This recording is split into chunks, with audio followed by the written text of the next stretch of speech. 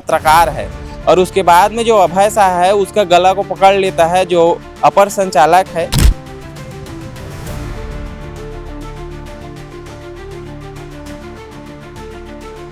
पूरे जो डीपीआर विभाग में फुल हंगामा होता है। आपके बात करने का काम तक बात किया ना, अच्छा दादागिरी दिखा रहे हो।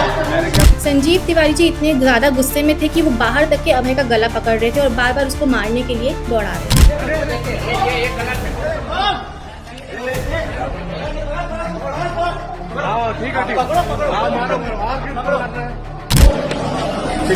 और उसके बाद भी रात को 1 बजे हमारे घर पे 5-6 गाड़ियां आई पुलिस वालों की और सीधे गेट को जोर जोर से खटखटाने लग गए। कम से कम 15 से 20 पुलिस वाले थे, जिसमें कि सारे के सारे आदमी थे, सारे के सारे मेल स्टाफ थे। उनके साथ एक भी फीमेल स्टाफ नहीं थी, सिर्फ एक ट्रांसजेंडर थी जिसको वो बोल रहे थे कि वो एक फीमेल है और वो एक ट्रांसजेंडर थी साथ में। और वो लोग नहीं आप लोग नीचे उतर के बात करो, जो भी बात है नीचे उतर के करो। और मतलब बहुत खींचातानी धक्का मुक्की इस टाइप से कर रहे थे और सब लोग बहुत ही गंदे तरीके से बात कर रहे थे। हमने पूछा आपके पास क्या कोई वारंट है, आप इस टाइम पे आधी रात को आए हैं?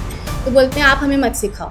और हम लोग इसी तरीके से आते हैं, हमारे पास कुछ नहीं है। आए थे, ऐसा लग रहा था जैसे किसी बहुत बड़े आतंकवादी को पकड़ने आए। सजा में क्या मिलता है, गिरफ्तारी सजा में क्या मिलता है कि घर के बीवी बच्चे को प्रताड़ित करना। अगर आप मन हमारे चैनल ला सब्सक्राइब नहीं करे हो तो कर ले हो, काबर बिना कहे तुमन करबे नहीं करो तो बार बार कहे लागथे। खबर राजनीति की, सच्चाई घटना की, चर्चा धरोहर की। संदेश भारत, नजर हर खबर पर। नमस्कार, जय जोहार, जय छत्तीसगढ़। आप संदेश भारत देख रहे हैं। अभी राजधानी रायपुर के हम लोग महादेव घाट स्थित बुलंद छत्तीसगढ़ ऑफिस के पास में पहुंचे हुए थे। बातचीत करने का हम लोग प्रयास कर रहे थे। पूरा मामला क्या है मैं उसको बता देता हूं। जनसंपर्क विभाग में बुलंद छत्तीसगढ़ के पत्रकार अभय शाह जो है पहुंचे हुए थे पेपर बांटने के लिए। जो अभय शाह है और जो अपर संचालक है वहां का संजीव तिवारी जी, उसके साथ में कहासुनी हो गया। उसके बाद 9 अक्टूबर को दुलारे अंसारी पहुंचता है और पूछता है कि सर क्या हो गया था, क्यों आप लोग के बीच में कहासुनी हुई थी करके बातचीत करने का प्रयास करता है। जो दुलारे अंसारी है न्यूज़ 21 का पत्रकार है। और उसके बाद में जो अभय शाह है उसका गला को पकड़ लेता है, जो अपर संचालक है संजीव तिवारी जी, उसके द्वारा। और उसके बाद पूरे जो डीपीआर विभाग में फुल हंगामा होता है। हंगामा होने के बाद में पुलिस की टीम पहुंचती है उस जगह पे, एफआईआर दर्ज होता है। जो संजीव तिवारी है वो वीडियो वायरल वीडियो में आपको देखने के लिए मिलेगी कि जो अभय शाह है उसका गला को पकड़े पकड़े जो है डीपीआर के जो जितने दफ्तर हैं उस पे जो है बाहर निकालते हुए आपको नजर में आएंगी। उसके बाद में रात को करीब 1 बजे क्राइम ब्रांच की पुलिस पहुंची और दबिश दी। मनोज पांडे जो है जो बुलंद छत्तीसगढ़ के संपादक है उनके घर में पहुंची और दबिश दी पुलिस। और उसके बाद में लगातार जो है जो वहां महिलाएं थी, और बताया जा रहा है जो क्राइम ब्रांच पुलिस पहुंची हुई थी उसमें एक भी महिला स्टाफ नहीं था। उसके बाद भी जो है ताला को तोड़कर, गेट को तोड़कर जो है क्राइम ब्रांच पुलिस के द्वारा जो है अंदर प्रवेश किया गया। और वहां पर महिलाएं थी, बच्चे थे, बच्चों के लाख बोलने के बावजूद भी जो है गेट को तोड़कर अंदर गए। और उसके बाद में लगातार जो है प्राइवेट स्टोर पर भी घुसा गया, बेडरूम में घुसा गया और छानबीन किया गया। बताया गया कि हम लोग मनोज पांडे को खोज रहे हैं, मनोज पांडे को गिरफ्तार करने के लिए आए हुए हैं। तो लगातार बच्चे सर्च वारंट मांग रहे थे कि आपके पास में सर्च वारंट होगा तो उसको दे दीजिए करके। गिरफ्तारी का जो ये जारी होता है, गिरफ्तारी लेटर जारी होता है, तो उसको मांग रहे थे, उसको भी नहीं दे रहे थे। और जब पुलिस से सवाल किया गया कि आप ऐसे कैसे जो है किसी के घर में 1 बजे रात को घुस सकते हैं, तो बोला गया कि हमारे घर हम जो है ऐसी ही एंट्री करते हैं और अगर आप लोग ज़्यादा बातचीत करोगे तो आप लोग को जो है बहुत ज़्यादा भुगतना पड़ेगा। राजधानी रायपुर की जितने भी थाना में पुलिस है वो जो है आपके घर में पहुँच जाएंगे और उसके बाद में आपको बहुत पछताना पड़ेगा करके। और लगातार जो है बच्चियों के बोलने के बाद भी एक और बड़ा आरोप लगाया गया कि उसके जो मम्मी है, जो मनोज पांडे जी का जो मिसेस है, वो जो है बीच बचाव करने के लिए आई तो उसके हाथ से जो है चूड़ी उड़ी भी टूट गया है। और जो वहाँ बुलंद छत्तीसगढ़ के ऑफिस में जो कैमरा लगा हुआ है वहाँ का जो डीवीआर रहता है, डीवीआर में भी जो है छेड़खानी की गई। क्योंकि जब डीवीआर से जो है अगर कुछ भी चीज़ निकालना रहता है या चेक करना रहता है तो बाकायदा परमिशन लेना पड़ता है, उसके लिए लेटर जारी करना पड़ता है, उसके बाद में डीवीआर से छेड़खानी किया जाता है। लेकिन न तो जो क्राइम ब्रांच पुलिस था उन लोग के पास में कोई भी लेटर नहीं था, न ही गिरफ्तारी का वारंट था। कुछ भी नहीं था। उसके बाद में भी जो है क्राइम ब्रांच पुलिस के द्वारा जो है दबिश दिया गया और अभी तक जो है इस मामले में जो है क्या कुछ अपडेट है और क्या कुछ घटनाएं हुई हैं जो मनोज पांडे की जो बच्ची है वो हमें जो है आगे आपको बाइट में देखने के लिए मिलेगी। जोहार।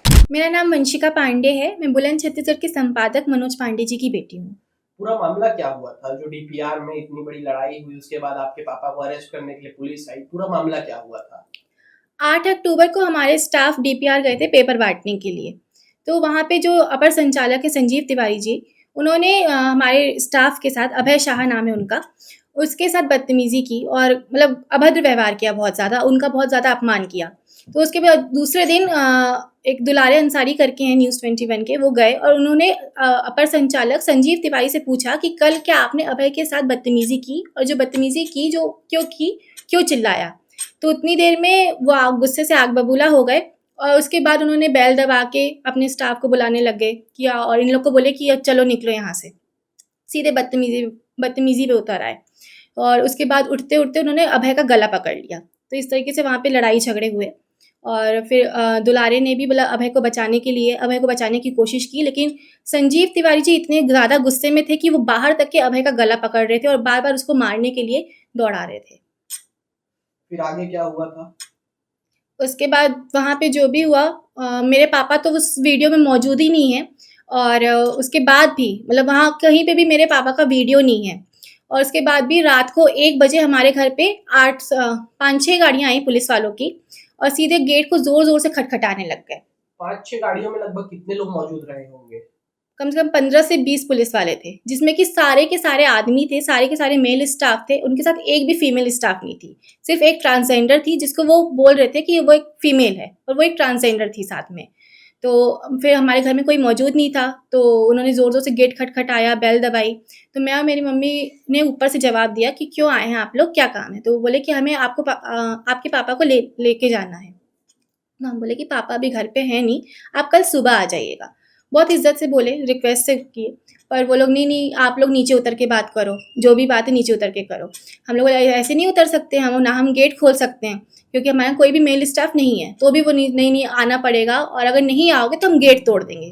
तो करीब वही 15 से 20 मिनट बाद वो लोग ने फिर मेरी मम्मी गेट की कुंडी के पास खड़ी थी और मेरी सबसे छोटी बहन, तो उन्होंने गेट को अपनी किसी मशीन से तोड़ दिया, बहुत ज़ोरों से धक्का देते हुए, जिसमें कि मेरी मम्मी को और मेरी छोटी बहन को भी थोड़ी-सी चोट आई है। उसके बाद धड़ाधड़ 15 से 20 पुलिस वाले आने लग गए अंदर और नीचे तलाशी ली, ऑफिस में घुस गए बिना पूछे। उसके बाद सीधे डीवीआर के लिए हमारे यहाँ ऊपर चढ़े और डीवीआर के साथ छेड़खानी करने लग गए। हमने मना किया क्योंकि हमारे दादाजी नीचे सोते हैं, तो उनके लिए कैमरा लगाया गया है। तो उसके बावजूद फिर मेरी मम्मी ने उनको मना किया कि आप कैमरे के साथ छेड़खानी मत करिए क्योंकि हमारे मतलब दादाजी के लिए लगा हुआ है। तो उसमें जो ट्रांसजेंडर थी उन्होंने आई और मम्मी को खींच के उनकी चूड़ियाँ तोड़ दी और मतलब बहुत खींचातानी, धक्का-मुक्की इस टाइप से कर रहे थे और सब लोग बहुत ही गंदे तरीके से बात कर रहे थे। हमने पूछा आपके पास क्या कोई वारंट है, आप इस टाइम पे आधी रात को आए हैं? तो बोलते हैं आप हमें मत सिखाओ और हम लोग इसी तरीके से आते हैं, हमारे पास कुछ नहीं है।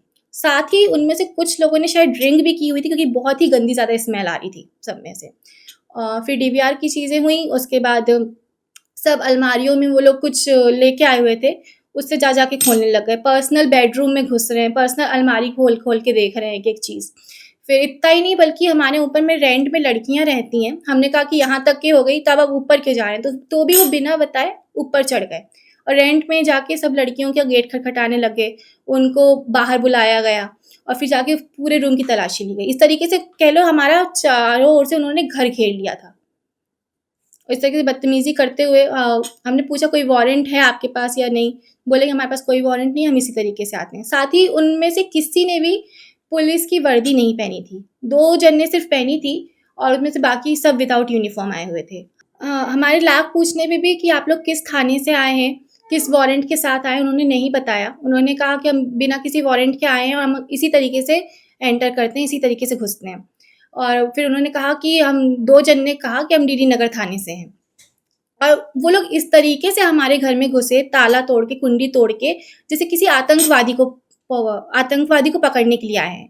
जब 15 से 20 पुलिस वाले आए और उन्होंने हमारे गेट की कुंडी तोड़ दी और जो कि अब तोड़ दिए हैं और अब वो लॉक भी नहीं हो रहा है। तो मेरा ये सवाल है कि अब आज से कल की डेट में कोई दिक्कत हो गई, हमारे घर में चोरी चमारी या कोई गुंडे घुस आए तो उसके लिए कौन जिम्मेदार होगा? ये मेरा सवाल है प्रशासन से।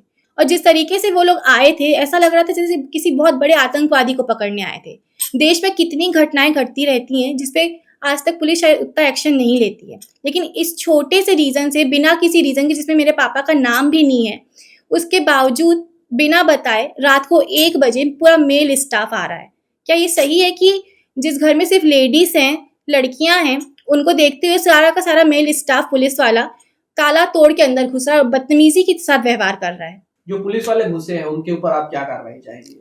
मैं चाहूंगी कि शासन उस पर कार्रवाई करे कि आगे से इस तरीके से कोई घटना ना घटे किसी के साथ। कि आपने देखा कि मनोज पांडे का जो बच्ची है वो जो है पूरे मामले को, पूरे मसले को बता रही है कि कब कब जो है क्या क्या घटनाएं हुई हैं, उसके बाद में किस प्रकार से जो है क्राइम ब्रांच के पुलिस जो है 1 बजे रात को पहुंचती है, उनके घर में जो है दबिश देती है, सर्च करती है, हर एक जगह पर पहुंचती है, बेडरूम पर पहुंचती है, ऊपर में जो बच्चे किराए पर रहते हैं उनके भी बेडरूम में जाकर जो है छानबीन करने का पुलिस जो है पूरी तरीके से प्रयास करती है, मशक्कत करती है। लेकिन मैं एक चीज़ बताना चाहता हूँ, बुलंद छत्तीसगढ़ मनोज पांडे जी संचालित करते हैं और बुलंद छत्तीसगढ़ के संपादक है, और लगातार जो है सरकार के जो नीति हैं, जो घटनाएं घट रही है उसको जो है प्रकाशित करने का बुलंद छत्तीसगढ़ के माध्यम से प्रयास करते आ रहे हैं। और सरकार कहीं न कहीं इसी चीज़ को देखते हुए डर रही है। बाइट में आपने देखा कि किस प्रकार से जो है पुलिस प्रशासन के ऊपर आरोप लगाया गया, और इस पूरे मसले को जो है और डिटेल में हम लोग जानेंगे। उससे पहले आपको बता दूं, जो जनसंपर्क विभाग है उसको मुख्यमंत्री विष्णुदेव साय जी रखे हुए हैं, और ऐसे में जो है मुख्यमंत्री विष्णुदेव साय जो है निष्पक्ष पत्रकारिता नहीं करना देना चाहते, इसलिए डर के जो है इतनी बड़ी पुलिस फोर्स को भेजना पड़ा। 5 से 6 गाड़ी जो है पुलिस आई हुई थी और लगातार जो है घर में दबिश दिया गया। उसके बावजूद भी जो है प्रशासन के लोगों को जो है कुछ भी हाथ नहीं लगा।